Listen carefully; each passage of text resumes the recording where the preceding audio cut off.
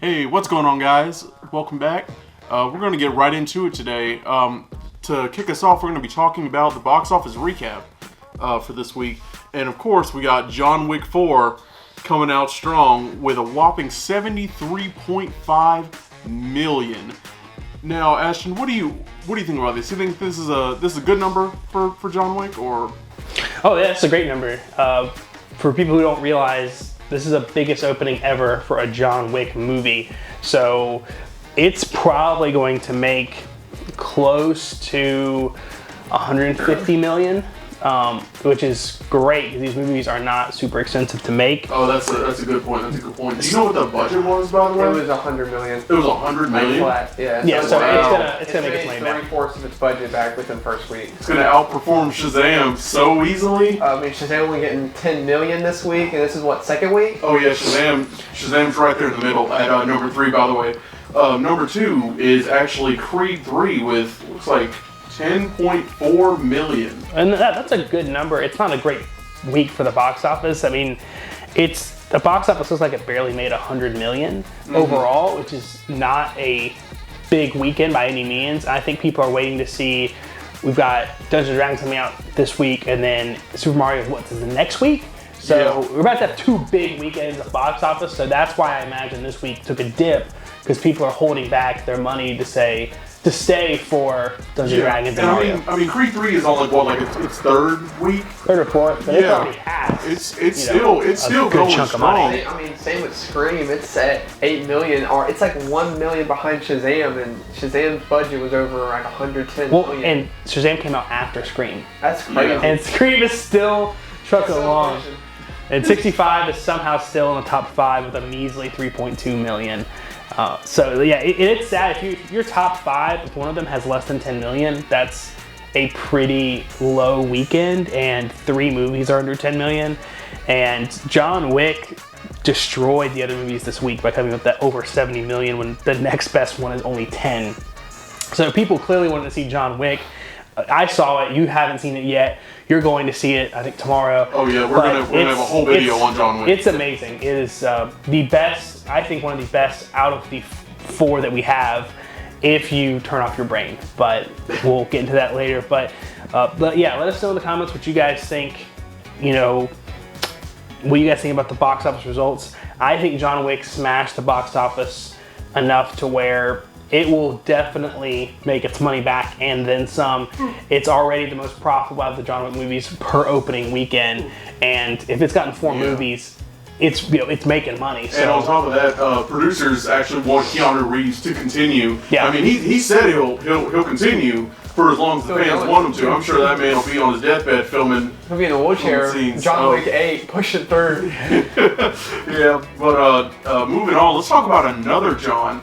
So, Christian, you wanna let everyone know what Jonathan Majors has been up to? Yeah, I'll pick this up from you. So, Jonathan Majors, this past Friday, was he arrested? Or was Yes, yeah, he was arrested. taken into custody. Yeah, he was taken into custody for assault and harassment on a female, and I don't know if this was like a girlfriend or just someone like at a bar or like a club. But Ashley, what do you think this will? You think this will affect Jonathan Majors in any way? Like about his role, or do you think he'll lose anything from this? Well, he's already lost some respect.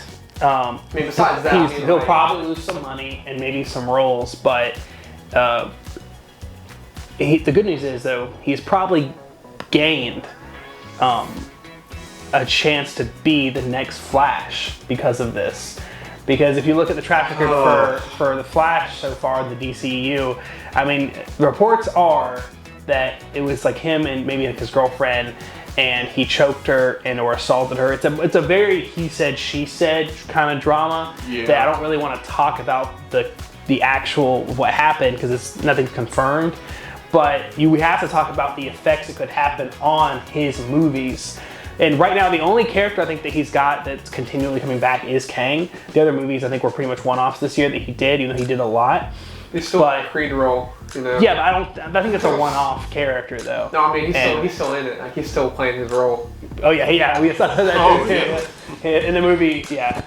But I think if I was an MCU fan, I would be a little worried about the MCU going forward because it's clear that Kevin Feige has mapped out the next 5+ years around Kang. Well, let's get this out there right now. Thanos was not always Josh Brolin.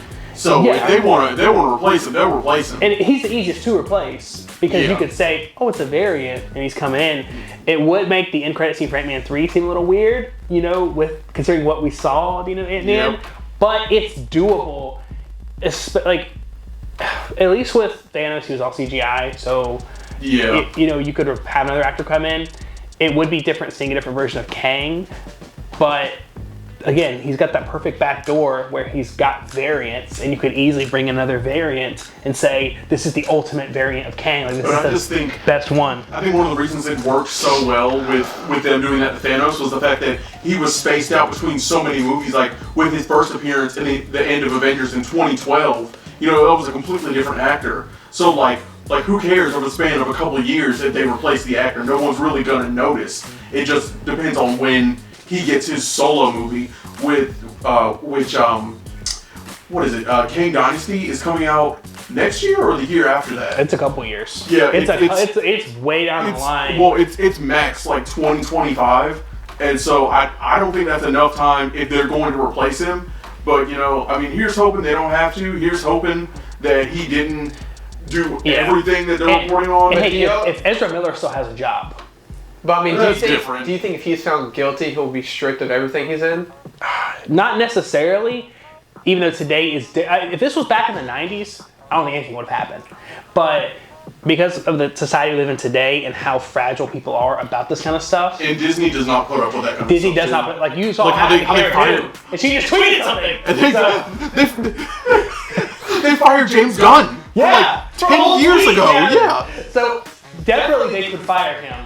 But I think right now, my percentage of, because he's not gotten officially charged with taken to court or anything. I think my sense of this is it will get swept under the rug, cause she'll probably get paid off, and then Disney will do what Disney does, which is by ignoring it, hopefully, and then it will go away. People forget about it. Or they're gonna straight up fire him. But I think it's up in the air right now. I would say there's probably a 70% chance that he stays on as Kang. But if he gets taken to court and this gets dragged out through a trial, that is going to change because then it's going to be in the front page. But if this gets taken care of, over at that point. Yeah, if this gets taken care of and never goes to trial, I think there's a 70% chance or higher that he'll stay Kang. But if this gets taken to trial, which is way different because it's going to be dragged out for months, because trial takes 6 to 8 months at least, then I think that's when it flips and there's a 70% chance that he won't be Kang. But that's my take on it. Yeah. All right. Well, on to a little less negativity. Still not the greatest, but So The Rock blocked cameos in the end of Shazam 2. Ashton, you want to take us through exactly what happened there?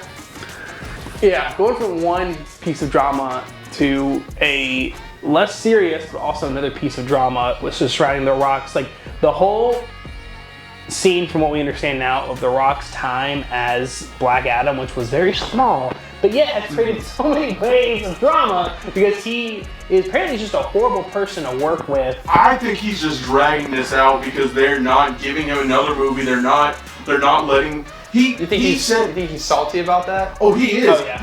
He said he approached James Gunn and the other DC execs. He said, "I want the DCEU to be centered around Black Adam and Superman." And I think at that point they were like, "Oh yeah, Superman, Black Adam. No, you can leave." He tried to sneak in Black Adam.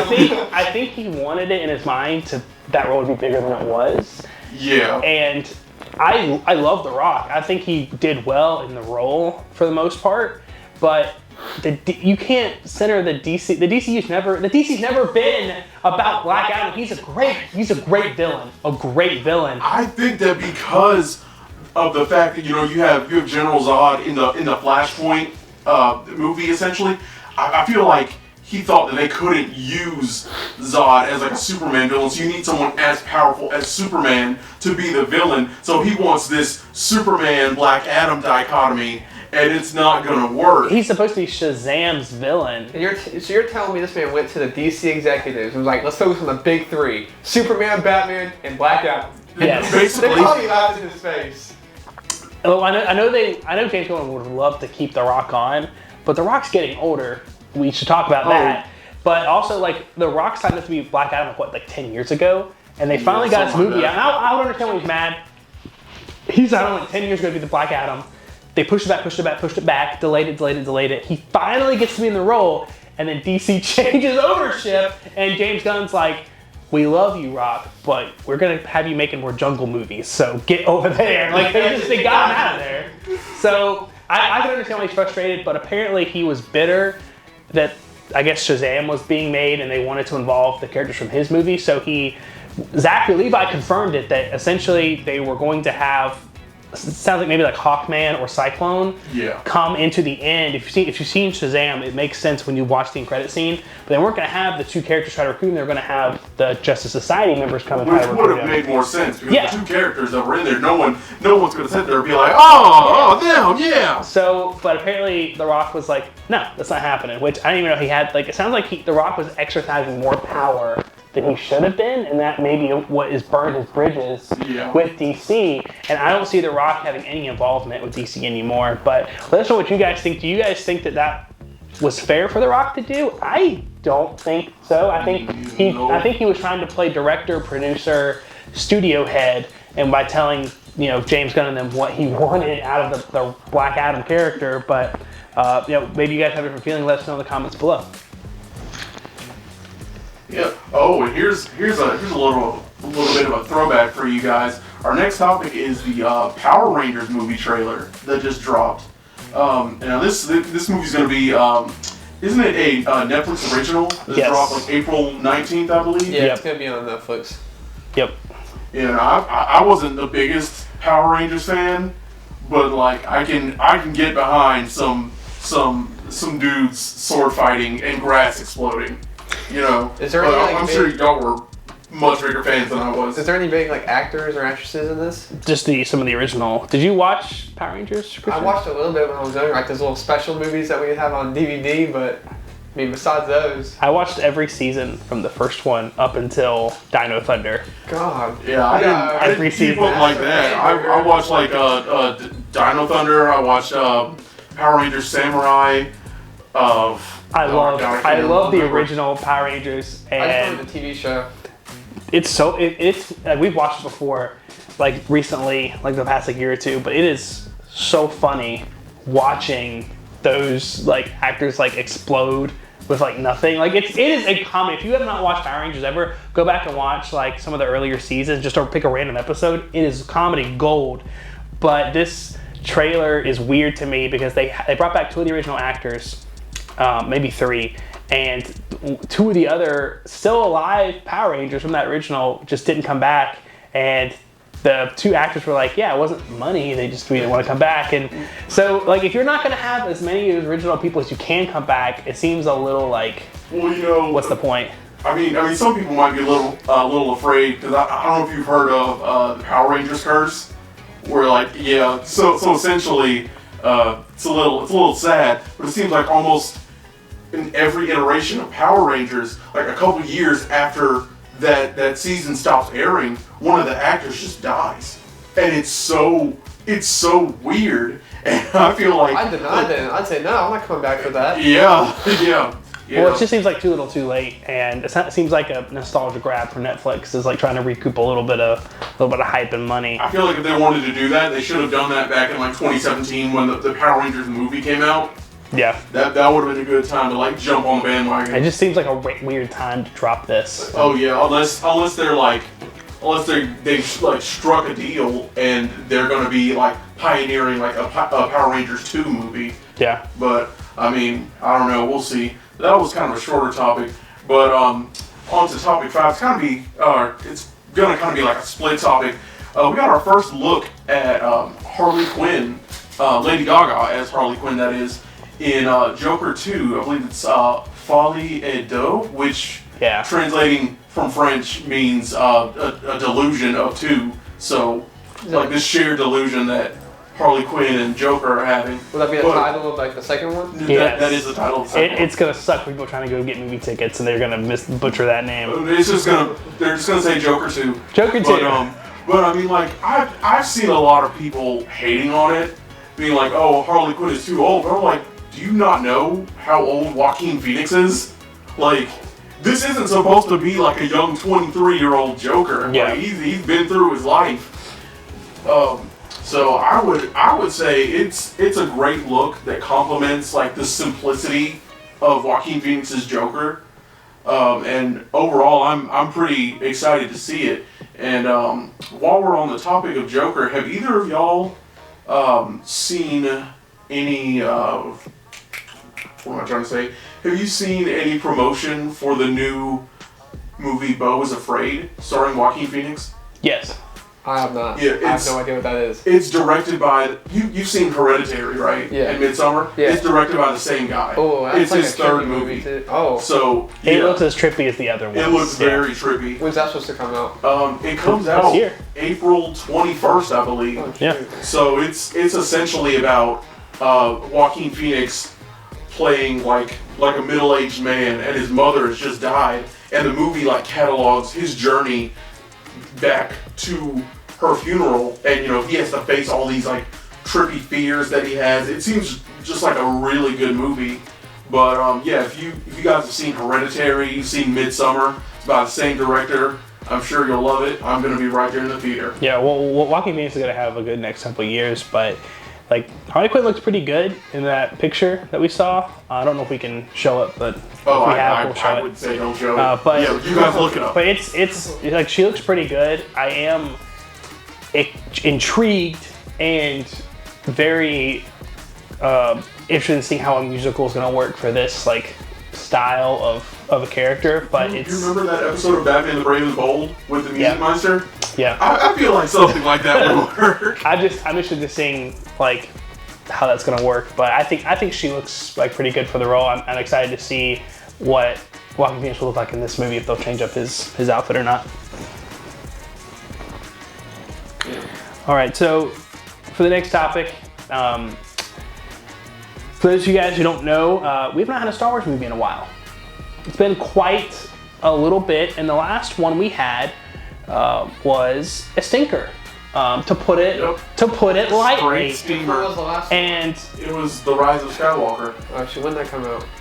That was a while ago. That was like 2019, I believe. That was the one when Rey found out she was a Palpatine. Yeah, so it's She been, said Rey Skywalker. we're gonna hit 5 years, most likely, without a Star Wars Is there movie. anything? And I'm fine with Is there any like leaks or anything that's supposed to like? Any dates or times or? No, so first, for you guys who don't know, so there has been a conveyor belt of directors who they've signed on to direct a Star Wars movie, like a spinoff or their own universe, and slowly but surely, everyone they've brought on has either gotten fired or left for creative differences. And so first that was Patty Jenkins from the Wonder Woman movies. They brought her on to do the Rogue Squadron movie.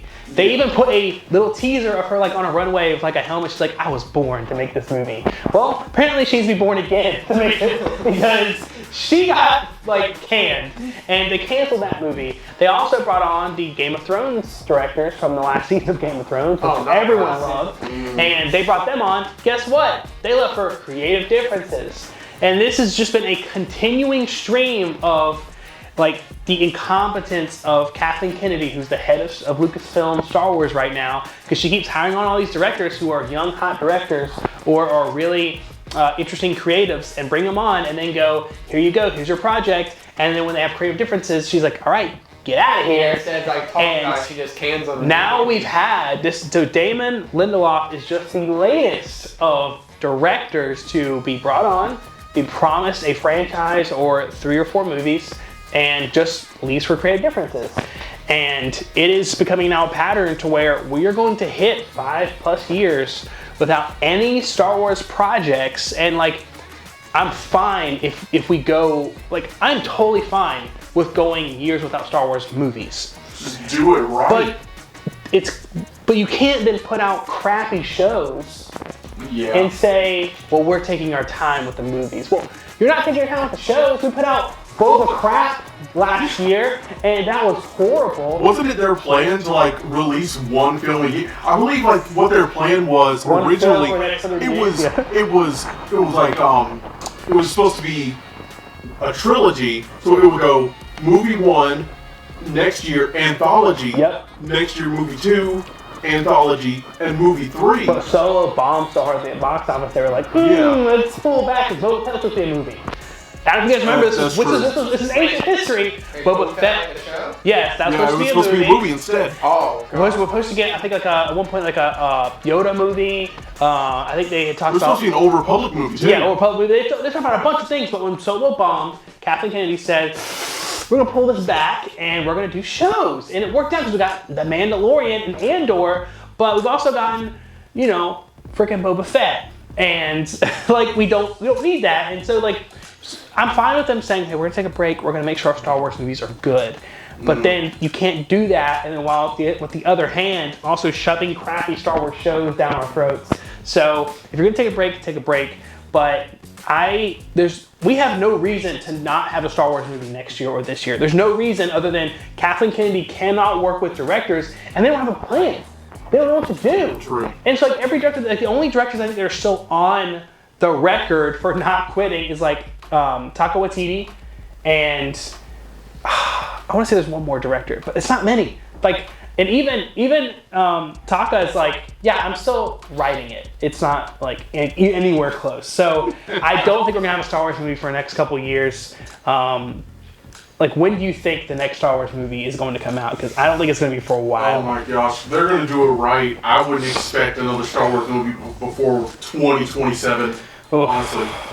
So, let us know what you guys think. Christian, you're not the biggest Star Wars fan, but like, do you miss not having a Star Wars movie in theaters? I mean, I probably wouldn't go see it regardless, and people are probably gonna hate me for that. But Star Wars ain't big for me. I do miss seeing it though. Some of the little trailers and like I've seen like more crappy games and movies at this point. Yeah. Well, let us know what you guys think in the comments. Are you guys bummed out there's not going to be a Star Wars movie for a while? I am. And I wouldn't be as hurt if I wouldn't have to sit through these horrible Star Wars shows. What do you consider horrible? Boba Fett. The Mandalorian was pretty good though. Yeah, but that can't. That was good. Yeah, but you can't just like the Star Wars universe is bigger than just Mandalorian. And there's no sense of Mandalorian was good. urgency in this new season. It just seems like Yeah. he's doing side quests. We'll get to that maybe in another Yeah. video. We might do a whole I break Mandalorian down. video. Yeah. All right, but let's um, know what you guys think, and let's move on to the next topic. Yeah, this one we're just talking about streaming services. The fact that they're blowing billions upon billions on shows that they think are gonna do great, but don't get past like the first season. Netflix is a prime offender. Yeah, Christian, Google real quick. I'll step in. How much did Netflix spend last year in creating content? Just Google it for me. Because like I think it's bigger than most people realize. Like it has to be. millions It and has to be. millions. They make stuff for such like niche groups of In people. 2022, they spent $16.8 billion on content. Oh my gosh. That's so bad. But they say there's other sources saying upwards of 17 to 18 billion. But I mean, at this point, I think we can all agree Netflix is not going to be a thing within the next few years. They're definitely going to sell their big stuff. But what else do they have? Everything they have is running towards like what's saying like Stranger Things has one more season. You is probably going to get after this season probably one more because there's nowhere else you can go. Like there's no other big things they have. I did see a fun fact the other day though. It said something, don't quote me on this, but it said something along the lines of like 80% of people who stream, like from services like Netflix, HBO Max, Disney Plus, only subscribe to those subscriptions for one show. Yeah. Yeah, that's true. I say because there's like I subscribe to Paramount Plus just for Young Sheldon because I see those clips on TikTok. I mean, like I'm on HBO. I was on HBO last season for just The Last of Us, and I stay with Disney Plus just for Star Wars content and Marvel content. That's exactly what I was thinking. It's usually like one or two shows. And Netflix at this point, they have nothing. Like, do y'all watch any series on Netflix at this point? Besides Other than like, you, Yeah, no. not really. Yeah. I mean, I'll watch some. besides series that like everyone's seen, like The Office and stuff like that. That like, those mainstream shows. There's no other like Netflix series that they have to where it's like, hey, I'm gonna watch this. Yeah. Well, I think that's because like Netflix has not. I think that's because Netflix does two things wrong that the other ones do well.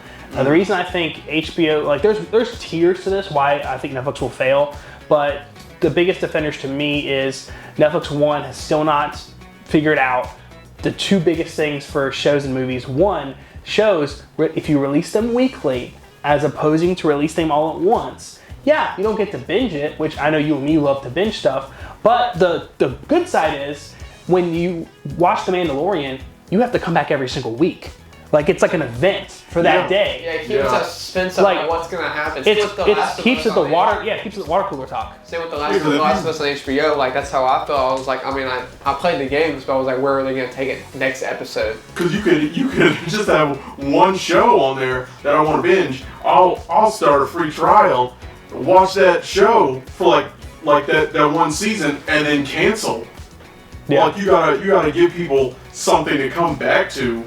And that's why I think Disney Plus does really well, because they line up so where they've only got 1 to 2 like top tier IPs coming out at one time. So they'll have, like, as soon as Mandalorian ends, oh, we've got like a Marvel show coming out the next week. So it keeps you coming back every single week. They've started to do like weekly stuff. Like I've seen on some reality shows that I'll watch. They'll be like, oh yeah, come back in 2 weeks where we're gonna drop 4 episodes, like 4 hour-long episodes.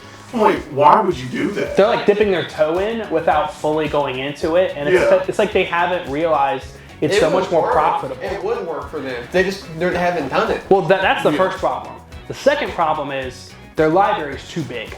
Like, way too big. HBO Max, and I've got both of them. HBO Max, when you scroll through their library, it's like going to like a very high-end retail store, or like a store where you need to go to like a game store that has like walls and walls of pops. It's called Netflix Library is like a Dollar General. It is filled with crap. It's one person trying to stock up everything, do all the jobs. It's not good. You do find the occasional like, oh, something that's not expired. Let me get this. But you'll go into Netflix and you'll see stuff in like a language you know anybody even spoke, and I'm like, why are you trying to cater to everybody all at once in such a wide range when you can get to that, but don't blow billions upon billions of dollars putting stuff out that you think people are going to want. Yeah, like why is this movie captioned in enchantment table language from Minecraft? Well, they're trying to win with quantity over quality, and I think that's why Disney Plus and HBO will win,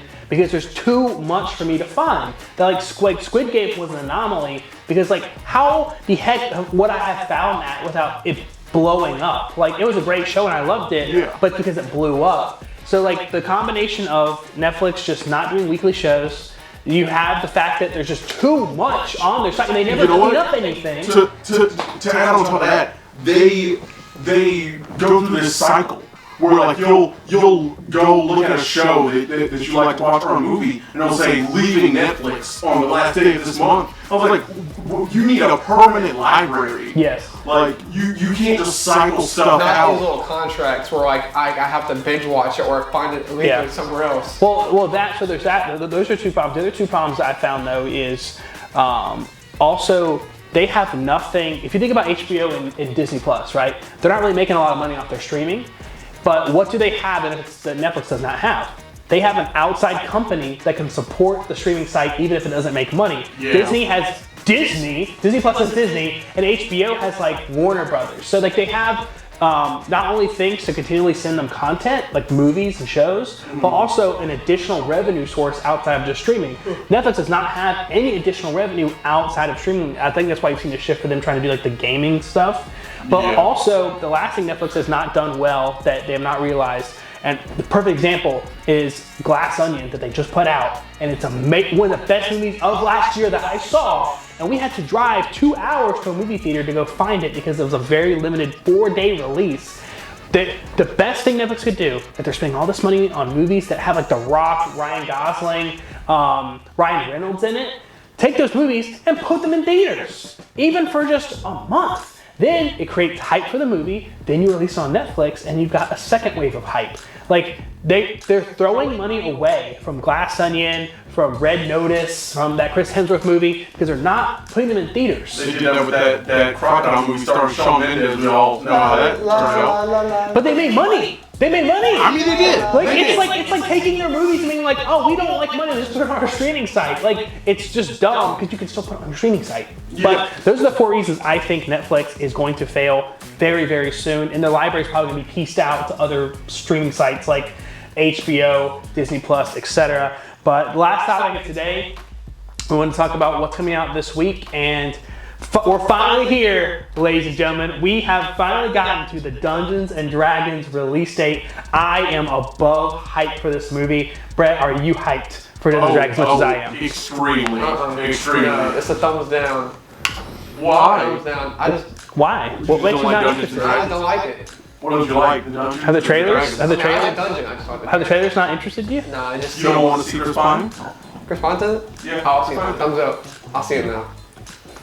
But yeah, I think this movie's gonna do really well, at least for 1 week until Mario comes out. And Once Mario comes out, oh yeah, once Mario comes out. But I think this movie is going to do really big. I could see it making probably like 60 mil. 60 million, 65 million. I think it Yeah. could make. I think it'll do better than that Warcraft movie that came out years ago. Oh, yeah. that Warcraft movie. Oh, Warcraft is Battleship? big. Oh, Battleship, yeah. But Oh, I see this movie doing really yeah, well. Battleship. It's gotten great reviews. It's the only thing, and for me as a viewer, the only thing I want is I want to have a fun time. I want to laugh, and I want to I want to be like amazed by like the adventure You know what aspect of it. the budget for it is? I'm gonna say 120, 130, What's your guess? 140. I'll say 140. That's my guess. 140. I'll say 110. It's 151. $151 million? Well, it's Yeah. a lot of CGI. All those Do you dragons. think he'll profit? Because does the budget include their marketing? Or No, it does not. Is that the same? Is that the same company? So like, do you think it's like all like? No, so the marketing could be anywhere between 50 and 60 million on top of that, depending on the marketing So budget. what happens if they don't profit? It's just a loss. Yeah, but you have to remember that's like what we're saying is domestic. Like it can still make bang like bucks on the global market. Then you also have to figure out what it's going to do for your streaming service. So like it's not just as simple as like what it's going to make in the American box office. You have like DVD sales, you've got toys, you've got promotional stuff. I think it will make money. I think even if Mario comes out and kills the family demographic for it, I think you'll have teenagers and older people who would rather go see Dungeons and Dragons than Mario. And so I think it's not gonna make as much money as Mario is. I think Mario's gonna be #1 in the whole year, but I think it's still gonna make a lot of money. I could see it making 300 million, 250 million in the box office, Yeah. roughly. Good But number. let's know what you guys think. Are you guys excited for Dungeons and Dragons? We cut the show short a little bit this week because we're trying to experiment with times and what works with you guys. But let us know, like, do you guys rather have a longer format, like 40, 45 minutes? Do you want something shorter like this, like 20, 25 minutes? Do you like it cut into little pieces? Do you like it put all out at once? Let us know. We need your guys' comments to let us know what you guys want. But I'm Ashton. This is Brett, person's behind the camera. Merch. We do have a merch link that will be in the bio that I think one person has bought something from. So Yeah, thank you, one person. Yes. Let's go. Shirt. But thank you guys again. We're signing off till next week. Leave a comment below for a question you want us to answer next week. And if we answer it, you'll be in the video technically, and then you'll be one of us. But Brett, you have anything? No, I don't have anything. I just want to say I'm excited for Mario. I'll see you guys later.